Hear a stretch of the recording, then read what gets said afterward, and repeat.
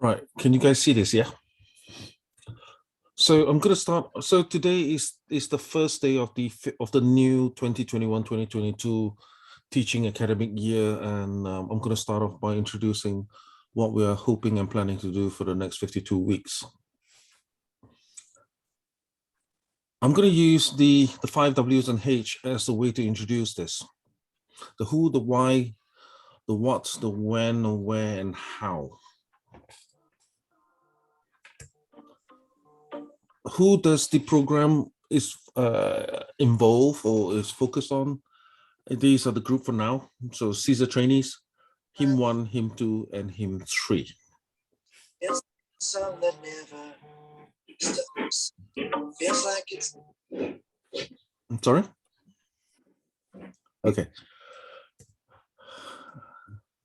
Next thing is, why do we do this?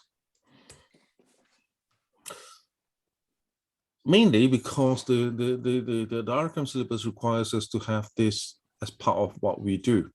And you can see as the RCAM syllabus, it has 3 levels of increasing complexity, which is this is ACCS level, and then you have the middle level, and then you finally have the highest level of for basically slow 9, which talks about support, supervise, and educate. Okay. Now the why. In terms of the benefits, so the two whys to why we're doing this. One is the benefit to the presenter himself or herself that doing it, and obviously the other benefit is to the audience who are listening into the peer teaching program. So benefits to the presenter is what I've said this before multiple times, which is talks about the Bloom taxonomy of the ability to remember, apply, and create. So it is important that so as you go up the level of knowledge, you sort of go from being able to remember to being able to apply, and then finally being able to produce or create new work from your knowledge. And from the person who is presenting point of view, this is what matters. If you look at the rate of retention, turning up and listening to the lecture has a rate of retention of about 5%.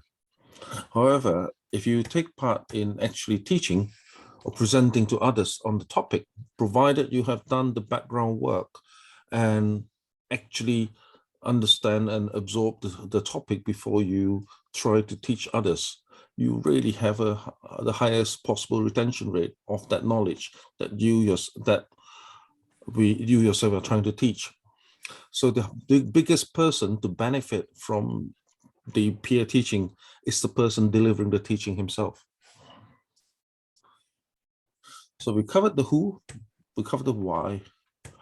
Now we're going to cover the what. It spans 52 weeks. So it starts this week and runs all the way until the end of October. It is comprising of blocks of 13 weeks. And it basically repeats itself 4 times, roughly. Within each 13-week blocks, these are the slots that we've roughly put together. So it's 3 slots for HIEM 1 to peer teach, 3 for HIEM 2, 5 for HIEM 3, 6 CESRs, 3 external speaker slots, 4 ED consultant slots, 3 journal club sessions, 1 sim, and 1 audit.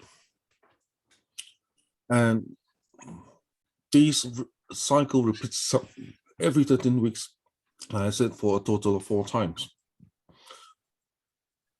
This leads up to what we call the minimum participation expected, particularly all those who are intending to attend the ARCP at the end of this 52-week period. So every trainee is expected over at least 2 quarterly blocks. In other words, you can't do it all in one 13-week block. You got to do it across at least 2 quarterly blocks. The minimum would be to deliver 2 peer teaching using your block slots to present at 2 journal clubs, attend 2 of the CEM sessions, attend 4 of the external teaching sessions, and attend 4 of the ED consultant teaching sessions. This is the minimum expected over a 52-week period. Obviously, you can attend way more than that, and I suspect most of us will be attending more than what would be the minimum participation expectation. But remember, this is the minimum, and more importantly, it's about showing consistency, and actually then the expectation is to do it over at least 2 blocks. We've done the who, the why, the what. Then we're going to talk about when. Generally, at this point, we're basically doing it over a 3-hour period between 9 and 12 every Thursday morning UK time. We are doing it at the moment over Zoom, but some of the sessions may be face-to-face, such as the CEM sessions, I suspect will probably be face-to-face.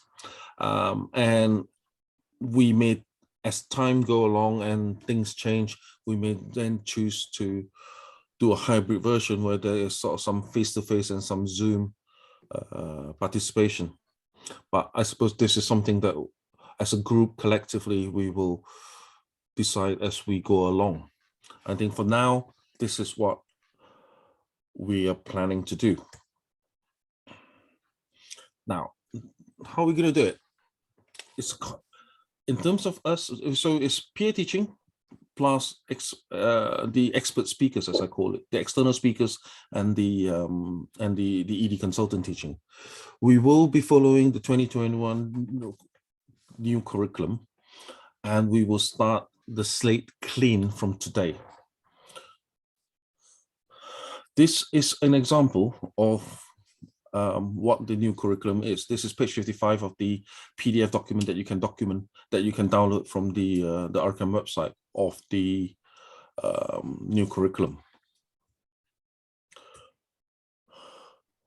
This is also from the curriculum, the expectation of what you need to know, and therefore from our peer teaching point of view, what you should be delivering for every single topic within the new curriculum includes the relevant basic science, the epidemiology, the differential diagnosis, investigation, and management.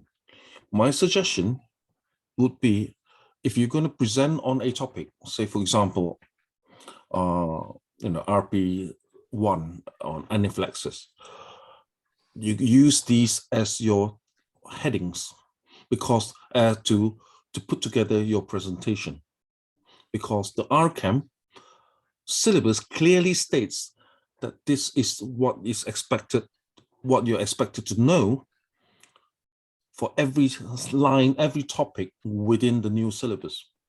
So use this as your guidance to put together your presentation. The new curriculum is very sort of very broad and sort of a single line. It doesn't go into huge amount of detail.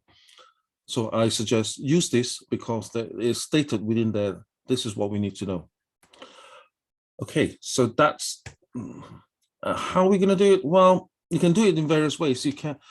Probably the most common way to do it is PowerPoint slides, and you use your PowerPoint slide as a guidance to help the audience focus on what you're trying to talk about, rather than just using it as a copy page of a textbook.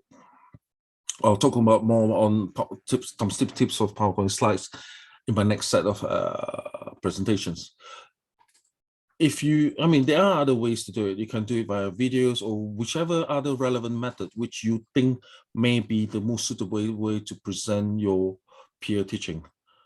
But the key thing is to get the audience attention and to be able to deliver the information across to the audience in the most suitable and efficient manner.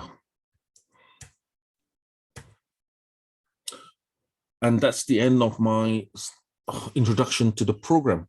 So in summary, it's a 13-week block cycle, 4 of this cycle over the next year. We have talked about the minimum participation criteria to be deemed to have cleared ARCP from the teaching participation point of view. From today, we will start following the 2021 curriculum in terms of what we are presenting and teaching. I will be creating an online database of syllabus that has already been presented from the first one all the way to the last one. And until we are done with the whole syllabus, there should be no repetition of previously presented topic. There are huge numbers of topics for you to present, and there should really be no need for you to repeat any of those at all. There will be an online calendar of teaching slots, which I've already shared with you guys on the WhatsApp group. Look at that. There may be flexibility in terms of swapping slots around, particularly if